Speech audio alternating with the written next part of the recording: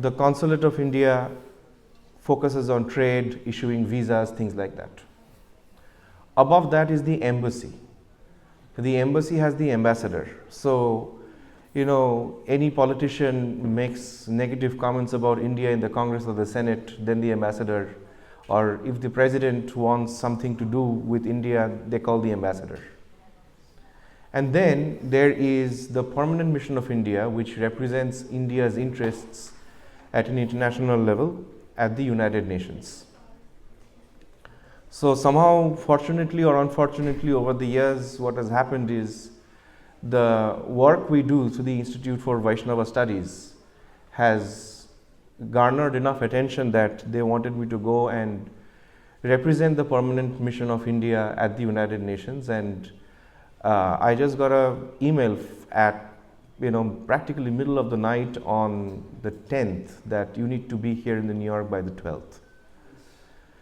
So I contacted my university. I said, let's arrange for my tickets, and it was 3 a.m. in the morning. I was on to Orlando and then to New York, and then got off the plane at 10 a.m. and was at the United Nations by 11. And such is my life. But this was a convention called the 69th Convention by the Commission for the Status of Women. And world leaders came together to see how women face a certain glass ceiling. That means not the same opportunities that are available to men are available to women. Even though the statistics from various nations show that when women are allowed to have a stake in economic decisions, prosperity comes to a particular community or a society much quicker. For example, there were hundreds of statistics thrown around at this event. I'll give you one example. It has been seen that in India, men usually use only 40% of their income for the welfare of the family, whereas women use up to 70% of their income for the welfare of the family. This is a proven statistic. So these kind of things were discussed, and the question was, how do we open a path forward so that women can fully flourish and men need to be allies and supporters in such a mission. Right? So that was the essence of the meeting. And of course, in these situations, there are so many people saying so many things. You don't always get to say what you want in its full expression. And so one of the things, whatever I couldn't say there, I'll say here. Which is, Sri Krishna says in the Bhagavad Gita, in the 10th chapter, 34th verse, that there are 7 qualities that are distinctly feminine. That are distinctly feminine. What are these qualities? You're going to remember this with me? Kriti. Can I hear you repeat it once? Sri, Vak, Smriti, Medha, Dhriti, Kshama. You see that verse there? So Shri Krishna explains in this verse that I am all devouring death, and I am the generating principle of all that is yet to be. Right? So that means, have you seen, some of you might have seen the movie about the H-bomb? What was that movie called? Oppenheimer. When the first nuclear explosion went off on the planet, Oppenheimer repeated this verse, that I am all devouring death. So Krishna in the principle of Shiva destroys, and Krishna in the principle of Brahma creates. And therefore creation and destruction both come from Vishnu or Krishna. And then Krishna says, Kriti. Kriti means fame. Women, the first quality of women is that they are naturally famous. People inquire more about them than men. And the only proof that you may need is to just go on social media. Do an experiment. If you have a sister or a mother, just ask her to post a picture with a rose on her platform, and you do the same with your platform and see how many more likes you get. Right? Women naturally attract more attention in public. This is called fame. Sometimes men get upset about it. But my dear brothers, uncles, nephews, this is Sri Krishna's arrangement, that women are meant to naturally be famous. Their fame is a natural quality of femininity. The second quality is Sri. Sri means opulence or beauty. Can we go to the word for word translation quickly? Yes. Opulence or beauty. This was again a very important point, that if you want Sri, you need to, and Manusmriti, that a lot of people hate, saying, because Manusmriti made a statement that women should be protected at all ages in their youth by their parents, especially the father, during her grihastha ashram by the husband, and in her old age by children, especially a son. So a lot of people get very upset when they hear this. A lot of people get very upset. But I might say a couple of controversial things today. Please forgive me and ask me any questions you have. I know practically every sister. I have several cousin sisters. And we grew up like our own, they are like my own sisters. Everyone has told me that in India to get on a bus is such a difficult thing. There is 99% chance that because you're a woman, you're going to get molested in public. Right? And who are doing this? It's the uneducated, insensitive men who are not civilized. They are doing this. And for those of us who practice dharma, it is our responsibility to protect. She may not have her father there, or a brother there, or her son there, but depending on your age, you stand up for what is right. For this reason, Srila Prabhupada asked men in this society to generically call women Mataji at one point, because he saw that women are not being treated with respect. And in India, the word Mataji is used to treat women with respect. Of course, in ISKCON, it had the opposite effect after some time, but I'm not going to get into controversies tonight. Sri Krishna ends the Bhagavad Gita by saying, Yatra Yogeshwara Krishna, Yatra Partha Dhanurdharaha. Wherever there is Krishna, wherever there is Arjuna the archer, Tatra Vijaya. Vijaya means victory. Sri means wealth and opulence. And Bhuti means success. Dhruva Niti Matir Mama. This is an inviolable statement, and this is what I have to say about the word. This is how Sanjaya ended the Bhagavad Gita. And that same word Sri is mentioned in this verse. Sri means opulence, beauty, abundance. And Manusmriti also says that in a society where ladies are protected and given the freedom to flourish, there will be abundance. It's just a natural, process that is designed by Prakriti. The third is Vak. Vak means fine speech. I have a 10-year-old daughter, and she knows how to get things out of me. She knows when to say Baba and when to say Baba. Sometimes she will growl like a cat. Sometimes she will meow. So she knows. And she's been doing this since she was 3. She has me at her fingertips, like Krishna had Govardhan on his fingertips, like left, Ladies, you know how to manipulate your fathers, don't you?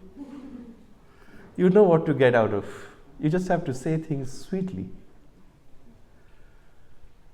And so Krishna says that Vak or fine speech is one of the superpowers of women. So this class is about the 7 superpowers of women according to Krishna. Okay. The emphasis of Narinam, of Nara is a Sanskrit word, means man or human. Nari is the feminine.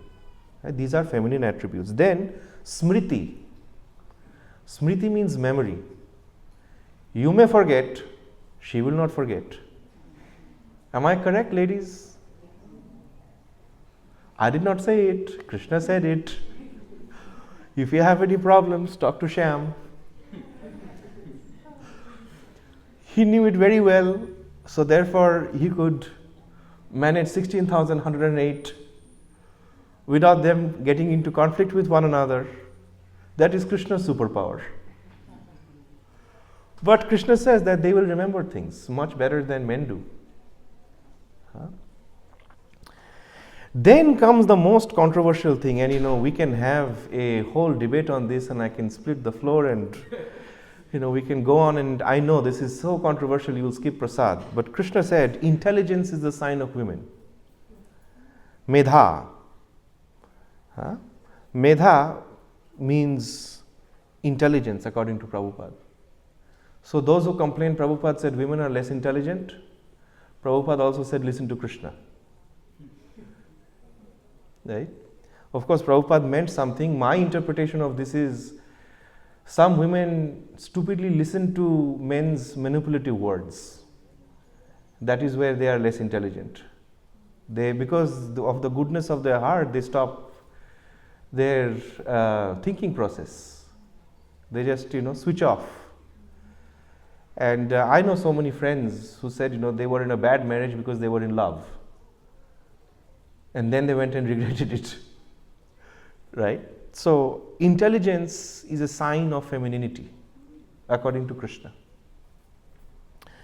Then Dhriti. Dhriti means firmness.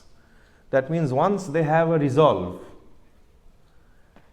they will stand up for it. If they love you, they will sacrifice the whole world for you. And in the beginning of the Bhagavad Gita, in the introduction, Prabhupada gives a very interesting example of what it is like to love God. He said, a pure devotee of God is like a married woman in love with somebody else. Not that this is encouraged, but she has the fortitude. Dhriti means fortitude. Fortitude to be impeccable with everything in her life so that nobody figures out who she is actually in love with. And so we must be like that with Krishna, that we must be so expert in the material world, nobody will figure out that we are in love with Krishna. But in our heart of hearts, the only reason we do anything properly is Krishna.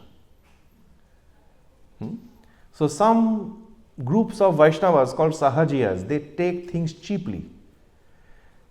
Say that, extramarital affairs are good. Krishna had it. What's wrong if I do it? If you copy Krishna, you will be ruined. You are not Krishna. But that example from Krishna is a very important spiritual lesson.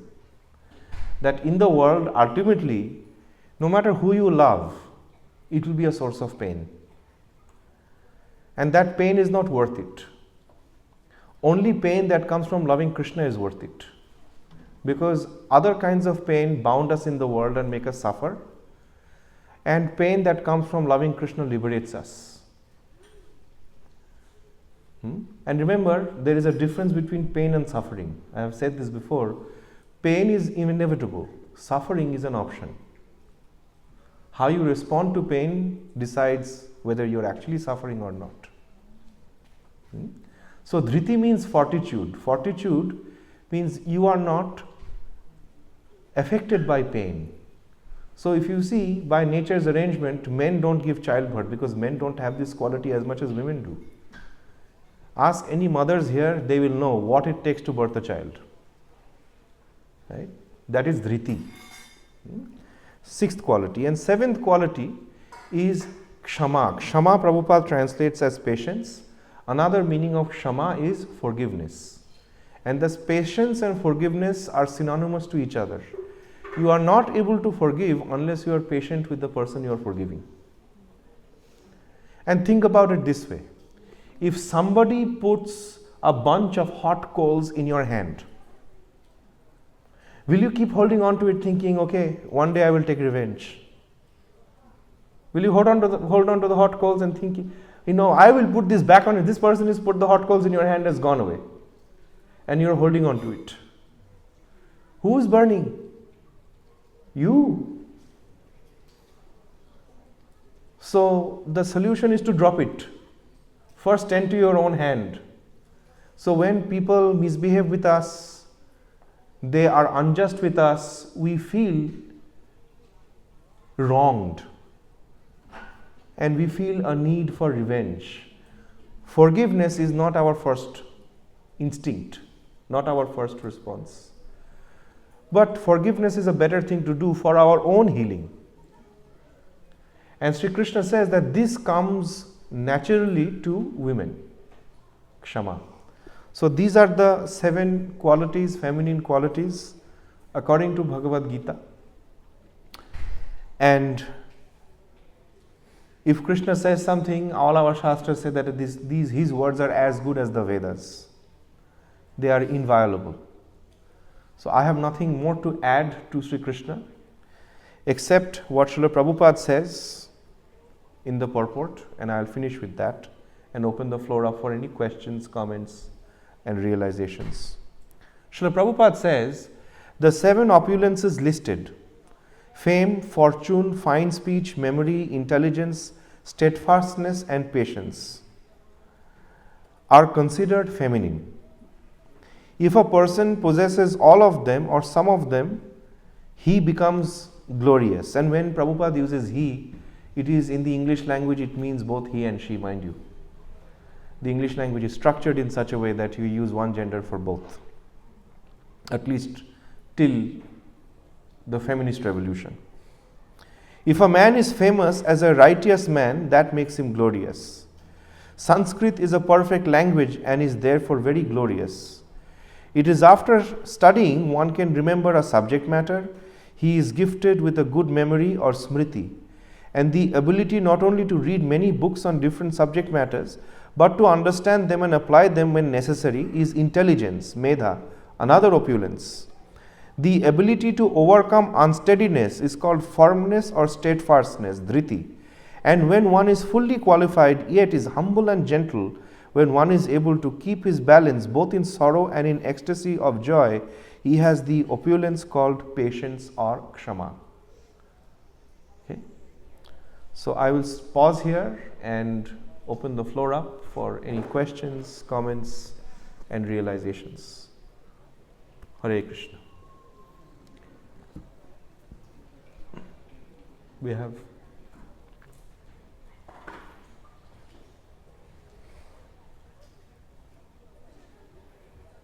Thank you very much. I do know that the edited Bhagavad Gita was based on Prabhupada's lectures written also, but this is one purport that was very dear to my heart. So I just want to say what I remember from the first version. It did say, if a woman possesses all of them or some of them, she becomes glorious. And at the end, it says, it is not necessary to read many books. The ability to remember a few and quote them when necessary is also another opulence. So I think both are very wonderful, but I just wanted to share. Thank you for pointing that out. Appreciate it. Yes.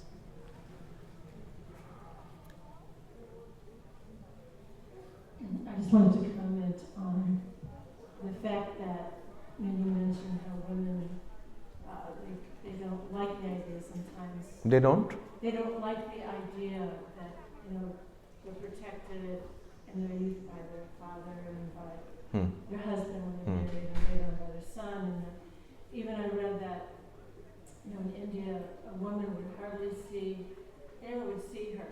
She would just go in a what do you call it? Covered palanquin. Yeah, palanquin, right, from place to place. One way to look at that is that some kind of subjugation, which is what causes a negative attitude. But Mm. another way to look at it is that such a valued personality that you want to protect their purity, correct? And you know, That's a very good point. There are different times in India where the attitudes towards women differ. In the Vedic period, they have independence and they go about anywhere, they study the Vedas and so on and so forth. But there has been invasions of India, in the Western world you call him Alexander the Great. I don't think he was that great. He was brutal. Just because he is European doesn't mean that he is great. And then Mahmud of Ghaznavi, all these people, what they do, when they wage war on a certain land, they rape and they kill. And when India was under this kind of subjugation, then societal rules were made where women were indoors. They wouldn't go out because they were prime targets, right? And that it's for that reason. But at the same time, when you become overpowering, and even Krishna gives everybody their free will. If you take that away from somebody because they happen to be a woman in your house, that breeds a lot of negative energy, right? At the end of the day, even if someone wants to not practice Krishna consciousness, like take Prabhupada's example. First of all, every day I thank Srila Prabhupada's former wife. If it wasn't for her, we wouldn't be here. First, whatever she was, she played a role in creating detachment in Srila Prabhupada's heart. And therefore, he made every one of us his family, not just his 7 children, 7 biological children. He treated his spiritual children equally, just like his children. But he gave her the independence to do what she wanted. She wanted to drink tea, he disagreed, but he said for this reason, but she had the freedom. He never oppressed her. I think oppression in the name of protection is a problem.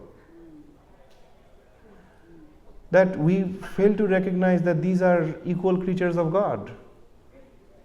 And sometimes women also manipulate men. And I'm not going to get into a gender war here in Alachua. But the fact remains that in the material world, we are constantly trying to overpower each other. Men or women doesn't matter. It is the nature of the world to try and overpower other living entities to establish your supremacy. And this is what makes the material world. That you are the supreme, not Krishna. And this is why Prabhupada keeps emphasizing Krishna is the supreme personality of Godhead. That is his translation of the word Bhagavan. That you are not the supreme. We behave, even though we theoretically accept that Krishna is the supreme, we behave as if we are the supreme. Myself included, guilty as charged. I have to constantly remind myself, right, that you are not in charge, you are not the supreme. Krishna is in charge, you are not in control. Radharani is in control. Saraswati Thakur used to say that in Bengali there is a word called raw, and with a little spot underneath. If you take the spot away, it becomes a ba. So the word Radha, you take the spot away, it becomes Badha. Badha means obstacle. Either you have the grace of Radha or you understand Badha. You face Badha in your life. Saraswati Thakur used to say this. And essentially, this means that somewhere you have to let go of your, Bhaktivinoda Thakur points this out very bluntly. And it took me a good few years to come to realize what Thakur was saying. He starts a song by saying, Charata Purusha Abhiman, which means, my friend, give up your fragile male ego. You won't be able to understand what is love of Krishna unless you give up your male ego. Can we bring out that song, Prabhu? Charata Purusha Abhiman in Krishna KK songs, if we can? Huh? And so the solution to the gender war that is going on in the world is in the theology and practice of Krishna consciousness. It is just a question of changing our mindset. Huh? That Bhaktivinoda Thakur also says, Krishnero samsaro karo chari anachar jivedaya Krishna nam sarva dharmasar. If you want to become a family person, think of the family that you build or have as Krishna's family. These are the souls, whether I like them or not, who has been put into my life by Krishna. And it is for me to serve them however I can to the best of my ability. I am not the Lord and Master of this house. And I had the good fortune of spending a lot of time with the family of Bhaktivinoda Thakur when I was doing my research on Bhaktivinoda Thakur. And everybody said similar things about him. He would say, Age manush hao tarpor Vaishnav hobe. This was something he commonly told everybody. First become a human being, then try to become a Vaishnava. If you are not behaving like a human being, be civilized, be gentle, don't have integrity, be clean in your dealings and your circumstances. Put in hard work every day, be compassionate. This is the basis of being civilized. Don't cut the line. This is a very big problem in India. People don't understand what is a straight line. I am there. I am there like every month practically. At the airport. If you say at the security, I am delayed for my flight, people will give you that space. But somehow they don't think. They think it is my birthright and other people exist for, just moving aside. Right? So there are attitudes, just because it's India doesn't mean it's perfect. We should not take anything blindly. The only thing about India is, in its traditional sense, India is called Bharat. And Bhakti Charu Maharaj, who is one of my spiritual teachers, used to say Bharat not only refers to the characters of Bharat or the descendants of Bharat who took care of this land. Bharat also means the land in which there is pursuit of knowledge of spirituality. Bhaskar Gyane Rato Jai Desh. Prangovinda Prabhu, you can correct me. Bhaskar Gyane Rato Jai Desh. The land that pursues spiritual knowledge is Bharat. So to the extent India actually pursues it, it is Bharat. To the extent it doesn't, it is India, because India is a term that is given to people and the land, India and Indians, by the Greek. It's like Americans starting to call themselves Yankees because others call them Yankees. That's what Indians do. They call themselves Indians because others call them Indians. But no, they are from Bharat, they are Bharatiyas, their dharma is called Sanatan Dharma. As simple as that. And Bhagavata very clearly says what is Sanatan Dharma. Satya, Saucha, Tapa and Daya. This is the basis. And Savai Pumsa Paro Dharma Yata Bhakti Adhokshaje. Ultimate dharma is surrendered to Adhokshaja, Krishna, Vishnu. Right? And so to the extent this is practiced, it is Bharat. To the extent it is being practiced on American soil, this is a spiritual embassy of India, this temple. Embassy is essentially an outpost on a foreign land which is considered to be native soil. If I hold an Indian passport, I can go to the Indian consulate or the embassy. I am on Indian soil even if I am in America. This is the idea of a consulate or an embassy. And then every embassy will have its ambassadors, consulate generals, directors, things like that. Similarly, these temples that initially Bhaktisiddhanta Saraswati Thakur and Srila Prabhupada then established, and now his followers are establishing around the world, are essentially consulates and embassies of the spiritual world from Vrindavan, Mayapur and Jagannath Puri. Right? And once we come here, we are in Bharat. Bharat is a concept. Bharat is not just geographical land. That land from where it came is very fortunate.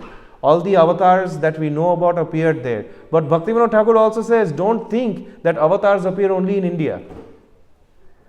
To the extent there is dharma in any community, any society, avatars appear there as well. And there are infinite number of avatars, as many as there are waves in an ocean. And to the extent avatars appear, they reinstate dharma, and to the extent the devotee of that avatar appears, they can give bhakti. Krishna doesn't give bhakti, only a bhakta gives bhakti. Therefore we worship Krishna in the form of a bhakta, Gauranga Mahaprabhu. Other questions, comments, thoughts, realizations? I gave a very long answer to a very short question, I'm sorry. Yes, Prabhu. Thank you. It's a very nice topic. I was contemplating on that verse and thinking about Draupadi versus Arjuna regarding Ashwatthama's case or Jayadratha's case. Oh my God. In Jayadratha's case, they asked, Arjuna and Bhima asked Yudhishthira Maharaj, Yudhishthira Maharaj, because he is the head of the family, if they can kill Jayadratha because he kidnapped Draupadi while she is married and devoted and she had no interest on Jayadratha. So Yudhishthira Maharaj says, he did not commit crime against me, it was against Draupadi, so she should decide. She said, don't kill. Shama, one of the forgiveness. And she gave a good reason. Because Jayadratha married to your cousin, whole life she will remain widow in Vedic culture those days. And every time she sees or think of us, she will think, oh, they are the cause of my awesome. So she literally demonstrated that for our future good relationship with the cousins, don't kill, forgive. But Bhima was shaking his muscle and said, this is intolerable. How can he kidnap our wife while we are alive? So Krishna appeared there and he asked Krishna, can you allow me to kill him? Because he committed a heinous activity. Krishna says, to an honorable man, dishonor is worse than death. Correct. Arjuna, you please act on that principle. So there's a whole explanation about the hair cutting. Ashwatthama also. Whole life, Jayadratha will feel that his dishonor, he cannot function in the society. Yes. Because some spot in the hair. Anyway, I won't go. Krishna psychologically killed him, keeping him physically alive. Right. Don't kill him, but dishonor him. And so he did. Arjuna did. The point was here, he could not go back to his family, or he went to Shiva, Kailash, and he did anyway whole pastime. But my point is, yes, Draupadi's trauma is important. I appreciate that. And she gave a logic. But I also appreciate Arjuna's and Bhima's appealing that if somebody does such a heinous activity, there is some reformation has to take place. Regret will not come unless there is some thoughtful introspection. Yes, introspection. Correct. So both are required.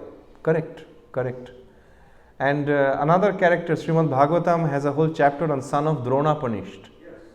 Ashwatthama was also dishonored because dishonor is worse than death. But they maintained dharma, at the same time they did what was needful. So the Mahabharata and the Bhagavatam is an excellent case on how to balance justice and mercy.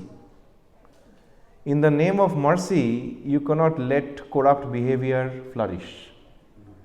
In the name of justice, you cannot compromise mercy. So dharma is the fine balance that exists between justice and mercy. And Yudhishthira Maharaj knew dharma, therefore Krishna supported Yudhishthira Maharaj. Thank you. Yes, other points, questions?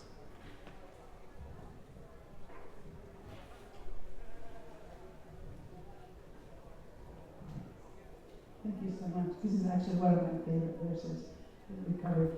I have a comment and a question. I'll say the comment first. It was actually before I took up Krishna consciousness. A friend of mine, and I don't remember what it was someone said to her, but she told me, so I just went off and left him with those ugly words in his mouth. In other words, the kshama, the patience, her revenge was whatever someone had said to her, she didn't contradict it. She just let him be what he had said. But that's a comment. But my question is, this song, when you said this Purusha Abhiman, that's all of us, isn't it? Yes. In this world. Just because you're in a female body does not mean you don't have male ego. Right. Male ego happens irrespective of gender. Therefore, in the very next line, Charata Purush Abhiman, can we go back to the verse? Bhaktivinoda Thakur says, Kinkori hoilo aji kan. He is in a male body, but he says, I am your feminine servant. We sing every morning, Ei moro abhilash bilash kunje diyobash. And then we say, Hoibo dashi, that men and women sing that we will become your female servant, maid servant. So the idea of gender in Sanskrit is very different from the idea of gender in English. In Sanskrit, there are three genders. Purush, Stri and Kliba. Kliba means neither both. Third gender. So those who say in the US Congress and other places there are only two genders, yes, that is the Judeo-Christian version. The Vedic version is no. There is male, female and neither both. Right? Number one. Number two, the idea that I, Abhiman, man means I deserve respect, I am entitled to respect. That is the foundation of male ego. And the medicine for that is given by Sri Chaitanya Mahaprabhu, Amanina Manadena, Kirtaniya Sadahari. That you have to constantly remind yourself that you don't deserve any respect. You're not entitled to anything. But on the other hand, you must give all respect to others. Only when you are able to come to this state of mind, you will be able to chant Krishna's beautiful names constantly and enjoy it. We chant Krishna's names, we don't enjoy it. We enjoy the music sometimes. We enjoy the attention that comes from being an accomplished sadhaka.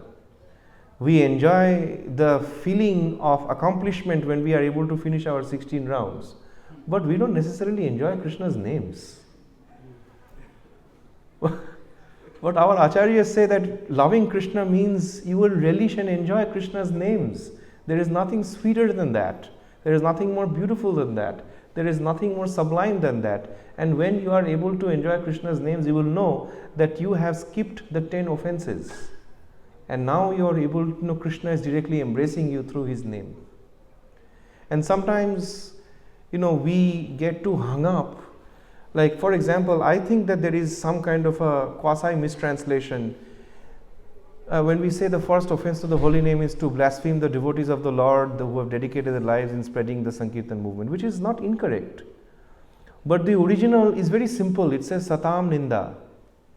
Satam Ninda means don't badmouth good people. That's what the first offense is. If you, it's not even, Radha means to stop. These are obstacles to chanting the holy names. Aparadha means obstacles that take you down. What is the first aparadha? To badmouth good people. If you badmouth good people, it will weigh on your heart and you won't be able to chant peacefully. It's as simple as that. And of course, by extension, it means to all devotees who have dedicated their lives to spreading the Sankirtan movement.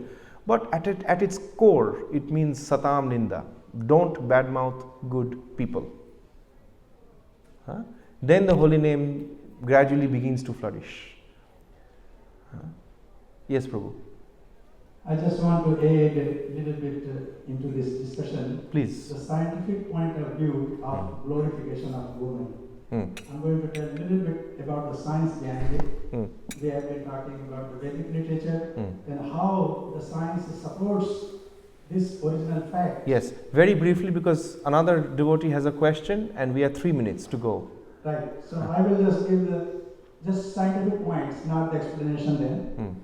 So we know that our body has a 46 chromosomes. So there are 2 points which I am going just to explain it. So the last pair of the chromosomes, everyone has understanding of the basic science, what chromosomes are. So they are XY chromosomes. Correct. The male, they carry XY. Female, they carry XX. So their chromosomes are not polluted. They are pure. But men's chromosomes, they carry half of the woman and half of the man. So they are not pure. Okay. So this is the first point of their purity and glorification. The second point, we say that Nari Shakti. So Shakti comes, the energy comes from the mitochondria in our body, which basically is the production, energy production house in our body. So when the woman and the sperms, they unite and they go through fertilization, the mitochondria from the male sperm gets destroyed. The mitochondria which we carry ultimately comes from the women, the mother parts. Yeah, So the energy source of energy in all the living entities in human beings comes from the mother. correct. So I am not an expert. I am not an expert in biology, so I cannot vouch for what you said. Our friends at the Bhaktivedanta Institute are more qualified. But I will say this, that the Hare Krishna Mahamantra, Prabhupada translated as "O Lord, O energy of the Lord" as Radharani. So he acknowledged that part. So thank you for that. Last comment and question. Thank you. Sorry, devotees are hungry, so we have to rush a little bit in the interest of time. Hare Krishna. So in case of Jayadratha, Draupadi was showed compassion. She gave the reasons why not to kill him, right? But in case of Dushasana, right, when we spoke, then she kept her hair open. Then she wanted to only tie when he's killed with the blood. So I know, how do we understand this? One point of time. How to, so Draupadi kept her hair open and she did not forgive Dushasana till he was killed. But with Jayadratha, he's, I told at Krishna House the other day that we should have Mahabharat Mondays. I am happy to do it. But that would be a better forum to discuss, because Mahabharat, it is endless. The moment you get into it, it will suck you in and you will lose track of time. And it is 6 p.m. and it's time for prasad. But we can discuss it over dinner. Hare Krishna. You said something about not to compromise dharma and mercy. So I said mercy and justice. So in Dushashan's case, if she did not do it, it would be unjust. Because Dushashan was the one who dragged her from when she was menstruating and in the middle of the court and called her a prostitute, even though she was the most powerful princess of the most powerful country at that time. Can I take 5 more minutes, if I may? This one idea from the Mahabharata will actually put everything in context. So, okay, this is Mahabharata in 5 minutes. Essentially, Bharata is the land coming from Bharat Maharaj and his descendants, right? To bear weight is bhara in Sanskrit. So with spiritual knowledge, you have responsibilities that you must bear out. So to bear that responsibility on your shoulder is the birth, like in the United States, if you're born with debt on your shoulders, right? The debt that every Indian is born with on their shoulders is that they have this culture of spiritual knowledge that they must share with the world. This is the burden of love that every Indian must carry forward, every Bharatiya. That's why Mahaprabhu said, Bharata bhumite manushya janmojar. He did not say, in the world manushya janmojar. He said, if you have a human birth in Bharata bhumi, you have a particular special responsibility to help others. and whoever you meet, share the advice of Krishna. On my instruction, become a guru or a spiritual teacher. He wanted every one of us to become spiritual leaders. And Krishna wanted the same. So essentially, Krishna wanted the kings of all of these various kingdoms. And there were 16 major kingdoms called the Mahajanapadas. He wanted their kings to be spiritual leaders. That's what Krishna wanted. The two most powerful kingdom was Kuru and Panchala, next to each other. And on the west of Panchala was Gandhar, which was Shakuni's kingdom, and the west of Kuru was Gandhar, which was Shakuni's kingdom, and east of Kuru was Panchala. And in those days, kingdoms managed to not fight with each other through marriage alliances. So Dhritarashtra married the princess of Gandhar. Therefore, Kuru and Gandhar would not fight. On the basic premise that Shakuni, who was the king of Gandhara, was staying in the Kuru court. And they wanted the princess of Panchala, who was the most powerful lady from the other side, other border, to become a princess of the sun. And Krishna managed to make sure that the Pandavas marry the Draupadi. Because if you consolidate power where all these three kingdoms come together and the head of that is Dhritarashtra, who is a corrupt person blind towards his son, it is a disaster for everybody. Therefore, Sri Krishna stayed in jungles, hung out with the Pandavas, did whatever he could to save their life, including stand as a charioteer in front of Arjuna so that he could take the bullets or the arrows for him. But here is the little, in math books, you have the math problem and then you have the answer at the back. Here is a little answer at the back of Mahabharata. Drupada, who is Draupadi's father, had promised as a child that when I grow up and I become a king, I will give you half my kingdom, to Drona. And Drona kept all of the secrets of weaponry that gave security to the country. When Drupada became king, he said nothing doing, that was childhood banter. And Drona said, fine, I have the knowledge of weapons that keeps your country secure. You know what I'm going to do now? I'm going to go to your enemy country and I'm going to teach their kids how to use them. And one day I'm going to see you in the battlefield. So therefore, in the first chapter of the Bhagavad Gita, if you read it carefully, Drupada is standing on the side of the Pandavas. And Drona is standing on the other side. Now, Drupada and Drona have a fight with each other just as much as, say, Bhima and Duryodhana have a fight. It is not against Yudhishthir and Duryodhana. Yudhishthir doesn't want to fight. Arjuna says, what's the point of fighting if my brother, who's going to be the king, doesn't want to be the king? Kimnu Rajyena Govinda, what am I going to do with this kingdom? And Krishna says, you have to fight for the sake of dharma. And if you look at the Bhagavad Gita, if you've heard this before, forgive me, but the first syllable, you know what a syllable is? Parts of a word. First syllable of the Bhagavad Gita is dhar, dharma kshetre kurukshetre. And the last syllable of the Bhagavad Gita is ma, dhruva nitir matir mama. So from the first syllable to the last syllable of the Bhagavad Gita, it is about dharma. Krishna says, I am here to protect dharma. And Arjuna, you're not fighting to become a king, you are fighting to protect dharma. And each one of us must fight in our own capacity in our lives, struggle wherever we can to protect and practice dharma and uplift others through the principles of dharma, such as balancing justice and mercy. Okay, I have taken my 5 minutes. I will stop. Thank you. Hare Krishna.